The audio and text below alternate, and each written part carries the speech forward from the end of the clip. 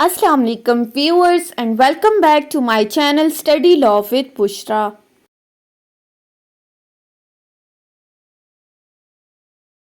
So in today's video we are going to discuss Chapter 6 of Land Revenue Act 1967. But before starting the discussion, I request you all to please subscribe to my channel and don't forget to press the bell icon for latest updates. Do share this video with your friends and don't forget to comment your feedback. So let's move towards the discussion. Chapter 6 of Land Revenue Act deals with the topic of records और इसमें हमारे पास दो तरह के records मौजूद हैं. Number 1 record of rights and number 2 periodical record of the right. अब ये दोनों रिकॉर्ड्स क्या हैं, हम वन बाय वन इनको डिस्कस करेंगे. Chapter 6 of land revenue act में ये रिकॉर्ड्स मौजूद हैं और इनके जो रेलिवेंट सेक्शन हैं वो सेक्शन 39 से 41 डील करते हैं इस टॉपिक के साथ. सो अगर हम रिकॉर्ड ऑफ राइट को देखें तो रिकॉर्ड ऑफ राइट को हम अपनी आम जबान में कहते हैं मिसले हकीयत. सिंपली मलकियत के जितने भी रिकॉर्ड्स हैं उनको मेंटेन किया जाता है. फॉर एग्जांपल, अब ये मेरा एक घर है, मैं इस घर के अंदर रह रही हूँ या आप लोग जिस घर में रह रहे हैं आप उस घर के मालिक हैं.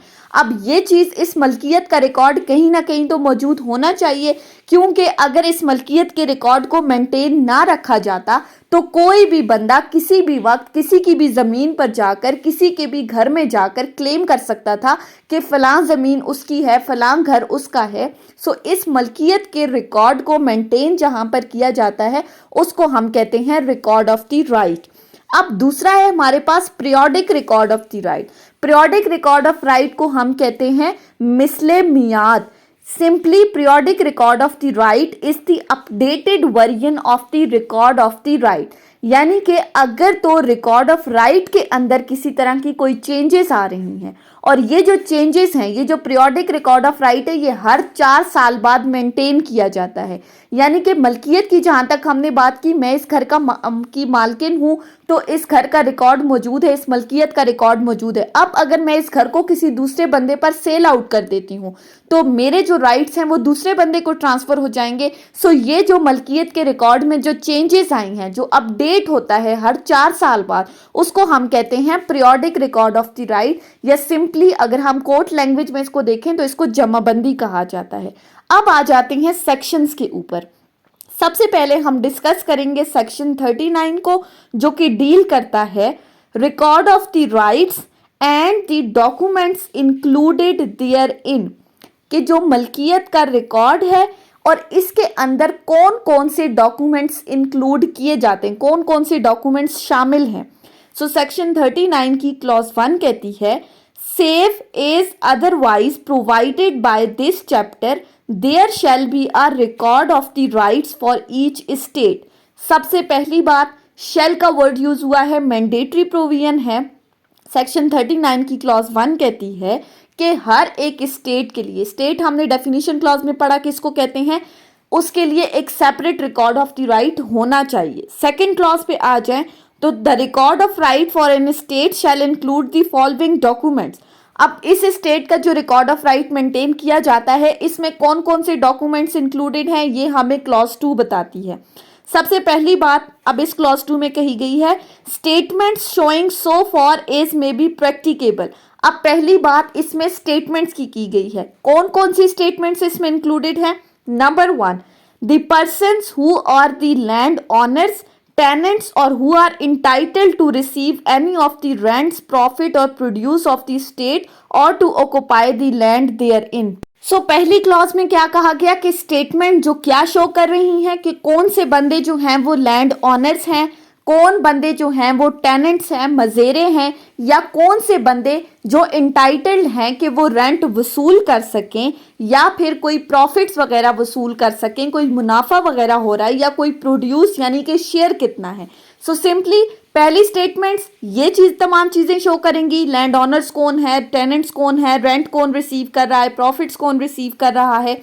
सेकेंडली सेकेंड क्लॉज पे अगर हम आ जाएं तो सेकेंड कहता है the nature and extent of the interest of the those persons and the conditions and liabilities attaching thereto. Secondly कहा है कि ये जिन पर्सन्स की हमने बात की है, जो लैंड ऑनर्स हैं, जो टेनेंट्स हैं, जो रेंट रिसीव करने के लिए इंटाइटल्ड हैं, किस नेचर की और किस हद तक इनका इंटरेस्ट है, वो तमाम चीज़ें भी इन स्टेटमेंट्स के अंदर इन रिकॉर्ड ऑफ राइट को बताते वक्त इंक्लूड की जाएंगी। और फिर दूसरी बात, the conditions and liabilities attaching thereto, और इनके इंटरेस्ट के साथ कौन कौन सी कंडीशंस या कौन कौन सी लाइबिलिटीज अटैच की गई हैं, वो भी इन स्टेटमेंट्स के अंदर इंक्लूड की जाएंगी।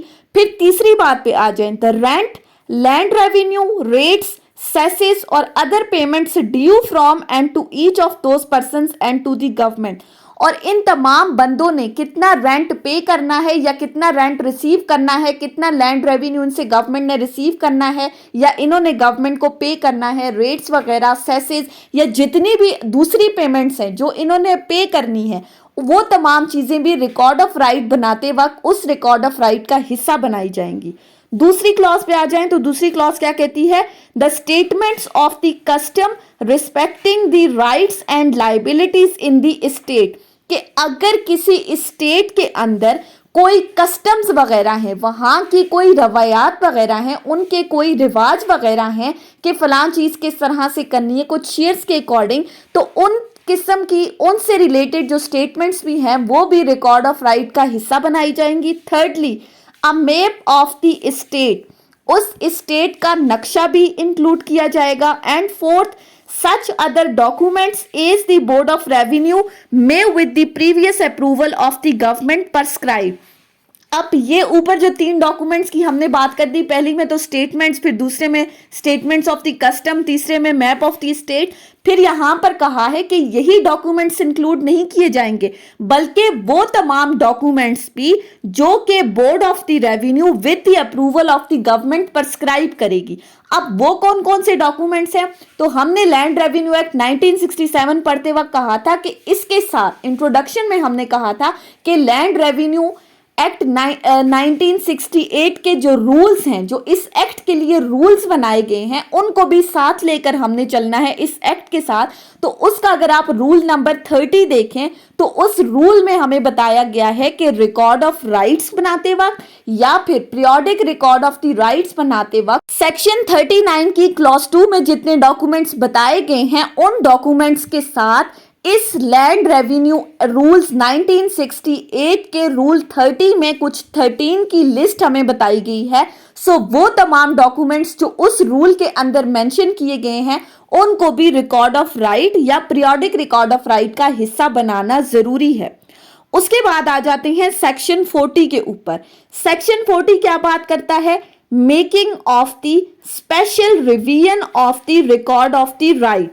सेक्शन 40 में कहा गया है कि अगर तो रिकॉर्ड ऑफ राइट की स्पेशल रिवीजन जरूरी है तो वो भी करनी पड़ेगी। अब स्पेशल रिवीजन से क्या मुराद है, सो सेक्शन 40 की तरफ आ जाएं तो इसकी क्लॉज 1 कहती है, whenever it appears to the board of revenue that the record of right for an state does not exist or that the existing record of right for an state requires special revision, कि अगर तो कभी board of revenue को ये महसूस हो कि किसी एक स्पेसिफिक स्टेट का रिकॉर्ड ऑफ राइट मेंटेन ही नहीं किया गया, सिरे से उसका रिकॉर्ड बनाया ही नहीं गया, या फिर अगर तो किसी स्टेट का जो एग्जिस्टिंग रिकॉर्ड ऑफ राइट है, मीन्स टू से कि जो उसका मौजूदा रिकॉर्ड ऑफ राइट है उसको रिवाइज करने की ज़रूरत है, उसकी रिवीजन की ज़रूरत है, it needs the special revision, तो ऐसी सूरत में बोर्ड ऑफ रेवेन्यू क्या करेगा, the board of revenue may by notification directs that our record of rights to be made और that record of rights be specially revised as the case may be. तो board of revenue directions दे सकता है कि जिस state का record of right maintain नहीं किया गया उसका रिकॉर्ड ऑफ राइट मेंटेन किया जाए, या अगर किसी का existing record of right revise करने की ज़रूरत है तो उस रिकॉर्ड को रिवाइज किया जाए। जो भी सूरत हाल है तो बोर्ड ऑफ रेवेन्यू ने डायरेक्शंस देनी है। क्लॉज 2 कहती है, अ नोटिफिकेशन अंडर सबसेक्शन 1 में direct that the record of right shall B made और स्पेशली रिवाइज फॉर ऑल और any of the states in the local area. Clause 2 कहती है कि किसी भी लोकल एरिया के अंदर किसी एक स्टेट का या तमाम स्टेट्स का रिकॉर्ड ऑफ द राइट्स जो बनाया जाएगा या रिवाइज किया जाएगा, बोर्ड ऑफ रेवेन्यू डायरेक्शंस जो देगा वो एक नोटिफिकेशन के थ्रू देगा। सो उस रिकॉर्ड को रिवाइज करना या उसको मेंटेन करना कंपलसरी है। शेल का वर्ड यूज हुआ है। थर्ड क्लॉज कहती है a record of right made or specially revised for an state under this section shall be deemed to be record of right for that state। अब इस clause में कहा गया है कि इस सेक्शन के अंदर जो रिकॉर्ड ऑफ राइट मेंटेन किया जाएगा या किसी स्टेट के लिए रिकॉर्ड ऑफ राइट जो रिवाइज किया गया है, उसको यही समझा जाएगा कि वो एक स्टेट का रिकॉर्ड ऑफ राइट है। मतलब क्या है कि उस रिवाइज रिकॉर्ड को भी ऐसा ही समझा जाएगा कि वो उस स्टेट के लिए शुरू से जो रिकॉर्ड ऑफ राइट मेंटेन किया गया है वही कंसिडर किया जाएगा। But shall not effect any presumption in favor of the government which has already arisen from any previous record of right। लेकिन इसमें साथ ही साथ कहा गया है कि अगर तो जो पहले से तैयार करदा रिकॉर्ड ऑफ राइट था उसके अंदर गवर्नमेंट के किसी फेवर की बात की गई है, तो after the revision of record of the right उस प्रिजम्पशन को चेंज नहीं किया जाएगा, बल्कि हम उसको मानकर ही चलेंगे कि जो पिछले रिकॉर्ड ऑफ द राइट में गवर्नमेंट के फेवर से मुतालिक कोई बात की गई थी तो वो बिल्कुल वैसी की वैसी ही रहेगी, उस पर किसी किस्म का कोई इफेक्ट नहीं होगा। उसके बाद आ जाते हैं सेक्शन 41 के ऊपर। सेक्शन 41 बात करता है periodical record of the rights. वही जो हमने बात की शुरू में जब हमने डिस्कस किया था, periodic record of the right क्या है? Periodic record of the right is an updated version of the record of the right. उसका अपडेटेड वर्जन है, उसका न्यू एडिशन है, and it is maintained after every 4 years. और ये जो periodic record of right maintain किया जाता है ये हर 4 साल बाद किया जाता है, और इसको हम क्या कहते हैं अपनी सिंपल लैंग्वेज में जमाबंदी। सो सेक्शन 41 की अगर हम क्लॉज 1 के ऊपर आ जाएं तो क्लॉज 1 कहती है the collector shall cause to be prepared by patwari of each estate periodically as the board of revenue may direct an addition of any records of the right amending in accordance with the provision of this chapter।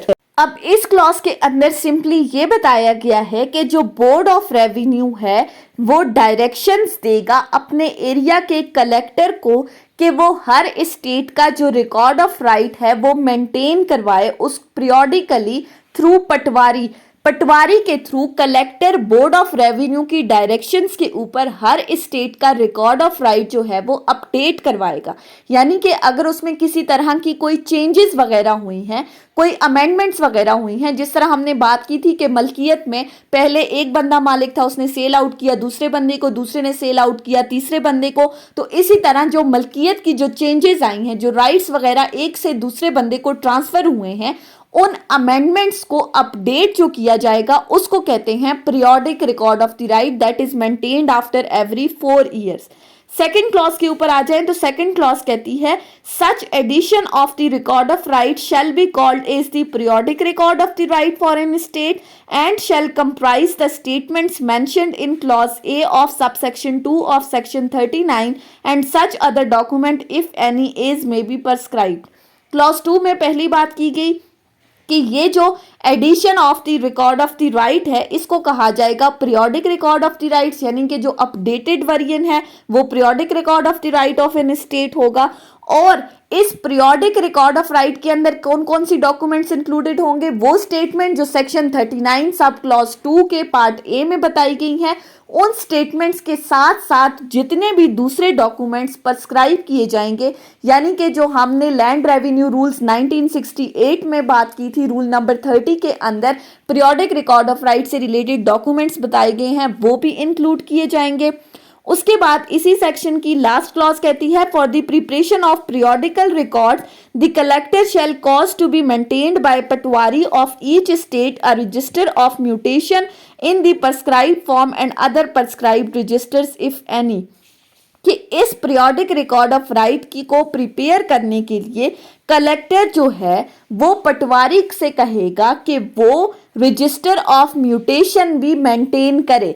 Register of mutation जिसको हम कहते हैं register इंतकालात, यानी कि अगर किसी तरह के राइट्स जो हैं वो ट्रांसफर हुए हैं एक बंदे से दूसरे बंदे को during the selling of any land और एनी हाउस, यानी कि एक बंदे ने अपनी कोई जायदाद वगैरह किसी दूसरे बंदे को ट्रांसफर की है तो उसके जो राइट्स दूसरे बंदे को ट्रांसफर हुए हैं, मुंतकिल हुए हैं, उनसे रिलेटेड एक सेपरेट रजिस्टर मेंटेन करना है जिसको कहते हैं रजिस्टर ऑफ द म्यूटेशन।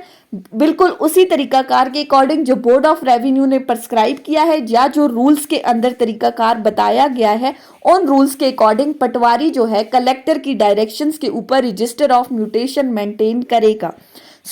ये थी हमारी आज की डिस्कशन सेक्शन 39 से सेक्शन 41 के ऊपर chapter 6 of land revenue act, जिसमें हमने रिकॉर्ड ऑफ राइट और periodical record of the right को बहुत ही ज़्यादा प्रिसाइज और सिंपल वर्ड्स में समझा है। आई होप कि आपको आज का लेक्चर समझ में आया होगा अगर आपने इस वीडियो को अटेंटिवली सुना है तो। अगर आपको ये वीडियो अच्छी लगी है तो इस वीडियो को लाइक करें, कमेंट करें और चैनल को ज़रूर सब्सक्राइब करें। ज़्यादा से ज़्यादा अपने फ्रेंड्स के साथ शेयर करें। अगर किसी भी किस्म की कोई कन्फ्यूजन है तो आप कमेंट्स के ज़रिए मुझसे पूछ सकते हैं। Thank you so much for watching this video. Till then, अल्लाह हाफिज़।